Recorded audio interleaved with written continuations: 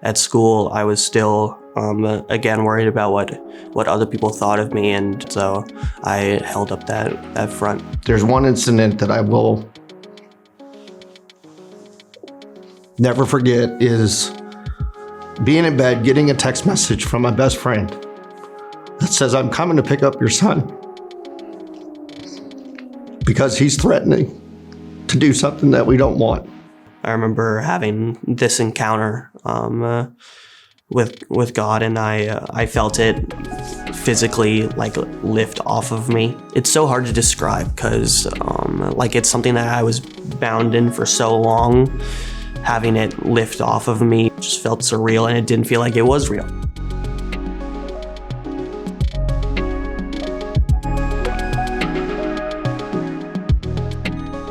I am Sawyer Robertson. I am 18. I just graduated from high school in May and was basically raised in York, Pennsylvania. I had a really good childhood, which is something I'm really thankful for because not everyone gets the opportunity to have that. So I'm really thankful for getting to grow up with a family that loved me. I have 2 older sisters. I'm the youngest, and I have 2 loving parents.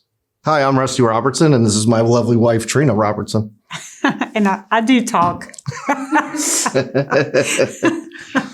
Sawyer is our youngest. He has 2 older sisters, and then he's the youngest. So he's the baby. He was a little entertainer and always happy-go-lucky and just fun to be around. Always has been, even when like we did not know like anything. He hid it very well. From my perspective, he wanted to be in the front to make people laugh, and if something was going wrong, he would always be the one that would just try to make things better. And as things came up or we asked him to do something, it was, "Oh yeah, I'll do it. Yeah, great." He never got pushback from Sawyer. And he just wanted to get that attention. I really was a joyful kid in elementary school, and I would be I was the sporty kid that told jokes and loved to make people laugh. And that was really who I was up until middle school, high school. He didn't have a phone for a very long time. And I think once that got introduced, and it was, I think, around middle school, it became all-encompassing. And social media, I definitely remember conversations saying that they didn't like my post, or there was comments that were being made on a post. And so when you're a pleaser and you want people to please, and this is me looking back in the moment, it's just, I'm sorry, buddy, you got to ignore it. But not getting those likes, it's amazing to me what effect that has over kids and my son. That's where I started to see a change in him, because it was all about that instant gratification. There were things going on that we were not aware of. And that was when I really knew, I'm like, something is going on. But we didn't know what was going on. And then in 9th grade, it just got worse as far as like with the phone. And anyway, that was just, I think the phone made it so much worse. As I was getting older, like things were changing and became focused on what other people were thinking of me. I felt like I was the bond that like kept everyone in my family like happy, and then I would blame myself when they weren't, which blatant lie from the enemy. That's not true. It wasn't my fault. At school, I was still again worried about what other people thought of me, and I wanted people to see what I wanted them to see, and I didn't want them to see me upset. So I held up that front. Middle school and elementary school, I was really good at keeping up with my grades and having like straight A's, and I would keep myself to that standard. During COVID, my grades like went on a total decline, and I was just struggling. That's something I couldn't hide from my parents. I tried to. I don't know if they could like tell that I was hurting, but they could tell something was going on because of like my grades, and I wasn't being able to keep up like I used to be. It was a time that I felt like I had a bunch of friends, but I didn't have like the close like connections where I could go to people and tell them what's going on, because I had that front built up, but it really was detrimental in me keeping those social bonds because I grew apart from people. We attended a church. I remember there were little kids that were much younger than us and people that were much older than us. So there wasn't really that connection with the people that were my age that I needed. We could see something, but you can't just ask the question because it's always I'm fine or everything's okay. Sometimes he would have moments though of weakness where his front would go down. He'd do that more so with Trina because, me being a male and you're not supposed to cry, right? You're supposed to be that strong guy. So it's hard. We definitely had conversations because she would come tell me it would kind of be a relay. We did have, a lot of conversations. We didn't know we didn't know what to do, like to help him. He was reaching out to people. I don't know what he was saying, but we had multiple parents calling us saying, "Hey, you got to see what's going on with him or whatever because he's saying this stuff." And so we had I couldn't tell you how many people reach out and call us that we didn't know and say, he's threatening to do this or he's going to do this. Not like hurt anyone else. It was like himself. They were worried about him for his safety. And so we were aware that there was a problem, but not really what it was. Like we had no idea. And so that went on. Oh my goodness. It felt like forever. Freshman year going into high school, that's when I began to look to other sources for an escape and for a way out, and that's when I discovered what like pornography was, and I also at that time began to self-harm and go to pornography as a way to escape my anxiety and depression. Another way I looked for an escape was through shows, video games, and movies. And I would just dive into those worlds because I didn't like mine. Ever since I was a kid, I've had eczema, and I would whenever I would get upset, I would scratch my arm or rub my eyes, and it's kind of like a calling card of when I'm upset, and people began to notice. So I started wearing long sleeves at school, so people wouldn't see my arms, to try to keep that front up. The further I went with it, the more it began to fall, and the worse things got the longer I kept up my front. When I was in his room one day with him, and I can't even remember what we were talking about or whatever, because sometimes I'll just go in there and we were just like chatting, and he had on a long sleeve shirt, which wasn't out of the ordinary because he had plenty of those, and I saw the scratch marks or the places on his wrist, and I just remember grabbing his arm and being like, "Oh my gosh, what did you do?" And seeing that, and I'm like, what the heck? Why would you want to hurt yourself? I did not understand. I didn't understand that he felt so broken and so alone that he wanted to end his little life because he was so happy and like he has so much to offer and so many people love him. I just could not understand that. And that's when I really knew that we needed to get him some serious help. My mom saw my arm and saw the scratch marks that I had made on my arm. And I'd go get help, and I had a therapist that I didn't want to be there. It wasn't helping how I was feeling, and I just felt like even worse when I would get home because I felt like I was just exposed for what I was, and I didn't like who I was. Where have we failed? Because we had parented the 3 kids all the same way, but the way that they respond to things and the way that they handle it was just different. And he was handling things a lot different than our girls did. And just not knowing like what to do. And I just remember, just praying about it and thinking, when is this ever going to pass? I had 2 conversations with 2 different parents, and it was hard. It was hard to get that feedback. There's one incident that I will never forget is being in bed, getting a text message from my best friend that says, "I'm coming to pick up your son because he's threatening to do something that we don't want." And he came, picked him up, and he took him to Round the Clock Diner, and they just sat and talked.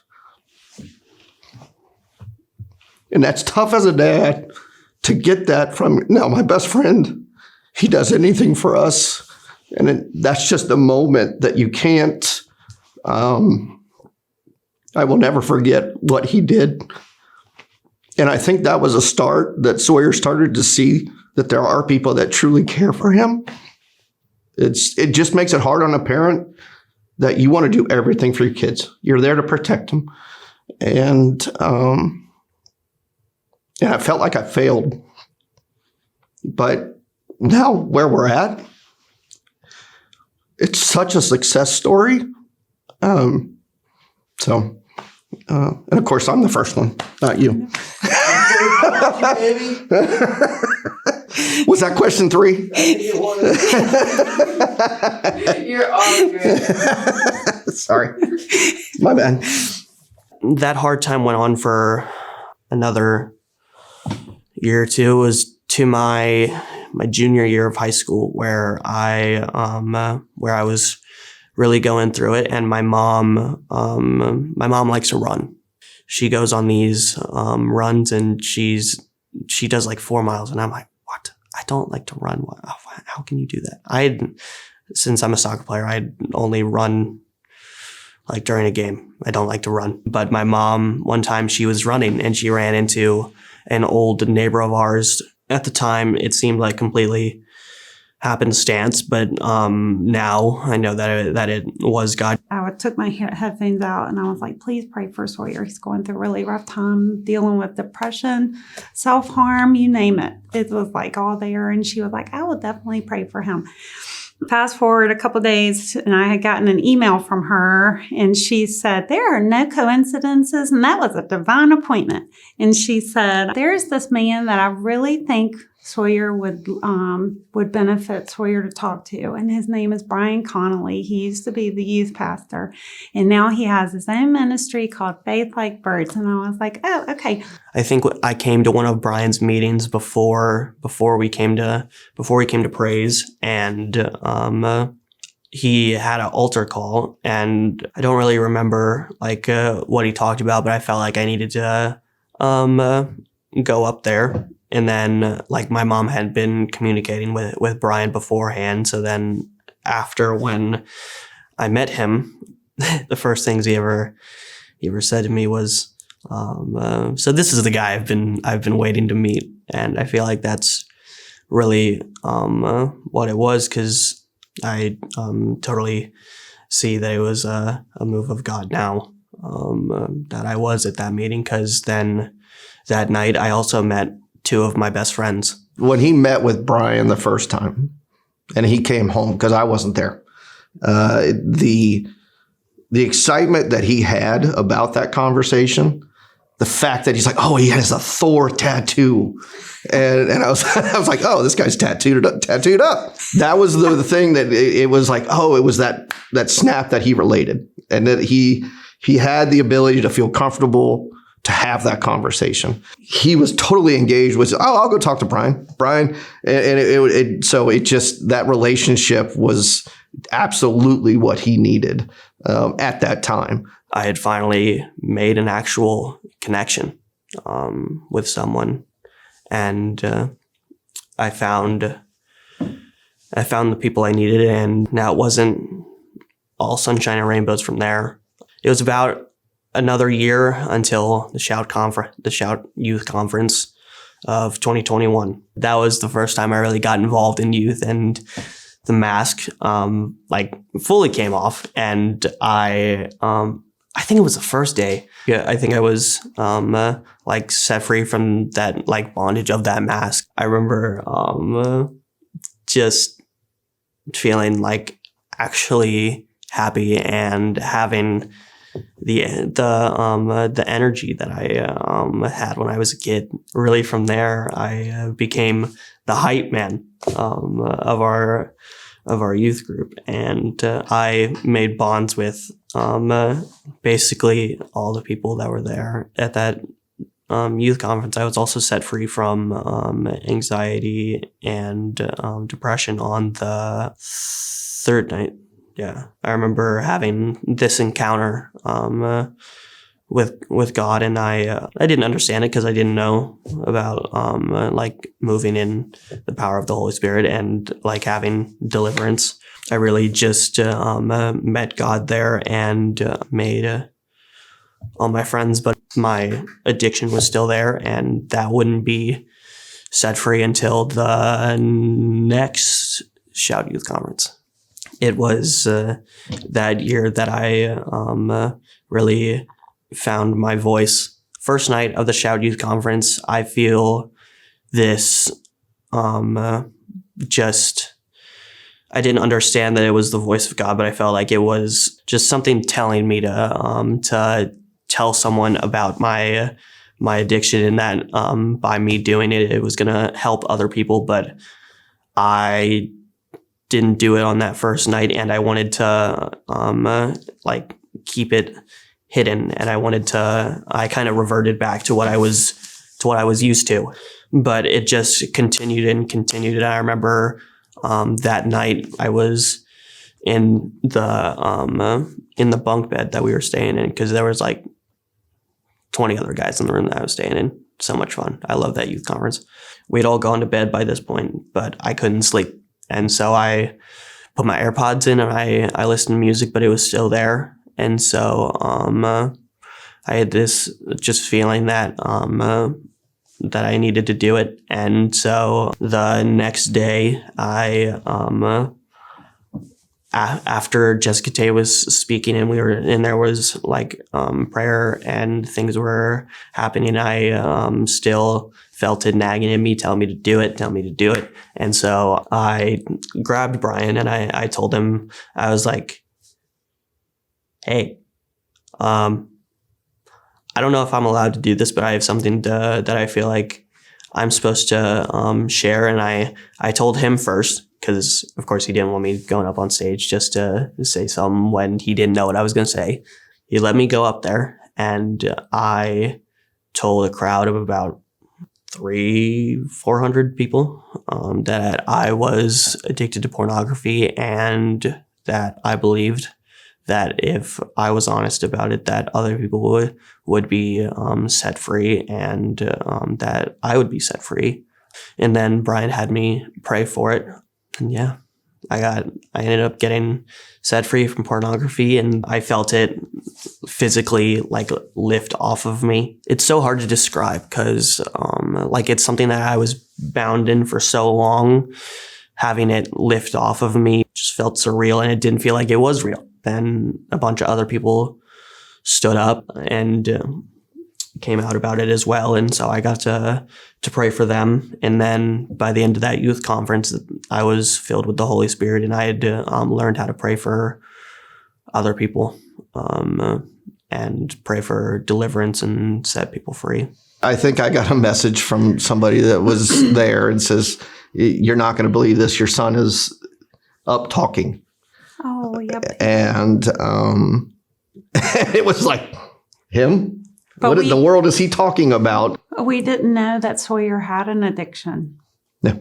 We didn't know. We knew about the anxiety, the depression, the self-harm, the suicidal thoughts and all of that stuff. But we didn't know he had an addiction. So that was new. And I'm like, oh, he did? And I was like, well, praise God, it's gone. That's what we had no idea. But I just thank God for where he had a plan. And so, Yeah, but when he got home, mornings were phenomenal, is the opposite word between Sawyer and I, of the battle it was just to get him out of bed. And I would get highly frustrated, saying, come on.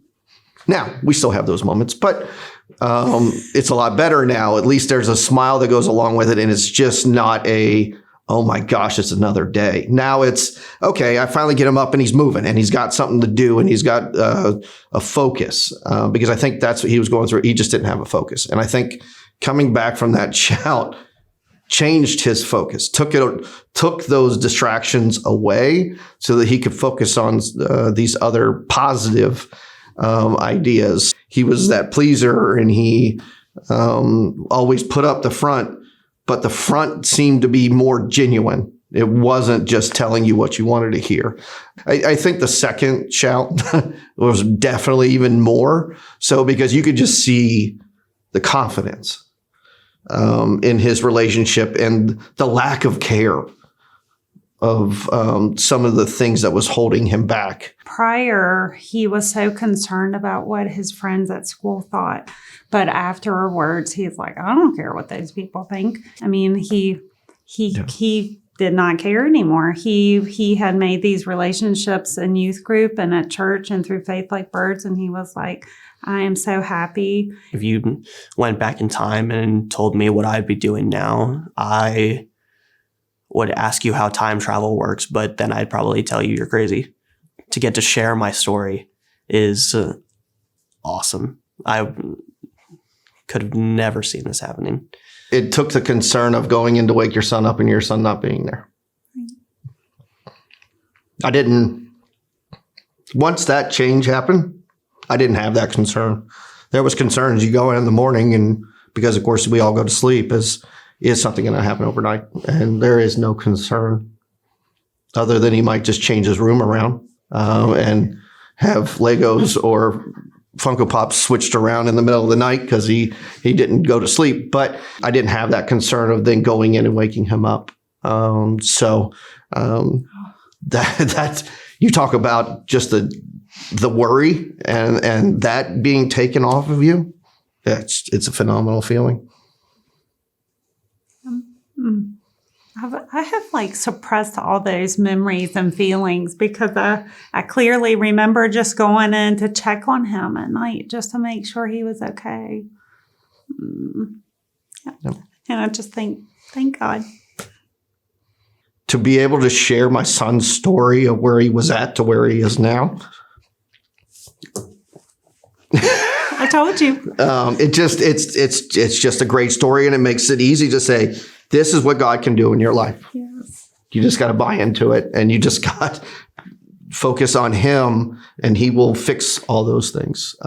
So, talk about it at work, share his video, share his testimony, and I've even had more conversations because of it. Like Sawyer was saying, like 5 years ago or whatever, if you had told him that he would be working for Faith Like Birds or doing ministry, I would have been like, no way. I would never have believed it. But now I'm just like with like his story, where he came from and like everything that he has gone through. Oh my gosh, it's just like come full circle. Because like, it's such a blessing. When he was dedicated, when he was little, the church that we went to in Maryland, they said, he's going to spread the gospel.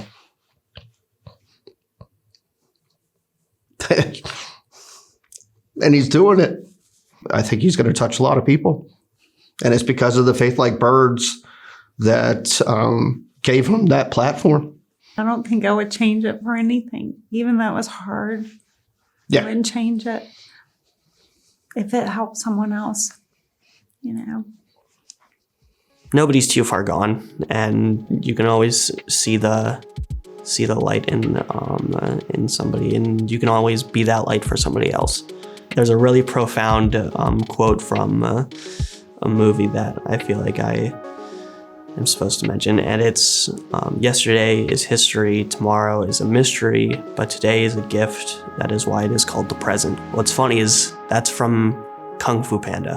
When it comes to God, he still loves you no matter what, and that you are not too far gone, and no matter what happens tomorrow, you are in God's hands, so there's no need to be anxious. And so just it's about being in the moment with God, and God is still there for you, and that he loves you and will always be with you no matter what happens. Hi guys, thanks for watching and I hope you enjoyed this video. Feel free to like and subscribe and comment and follow us at Faith Like Birds on our Facebook, our Instagram, and on all our other social media platforms. Now, if you feel compelled to give to us in any way, you can do so at faithlikebirds.com/partner.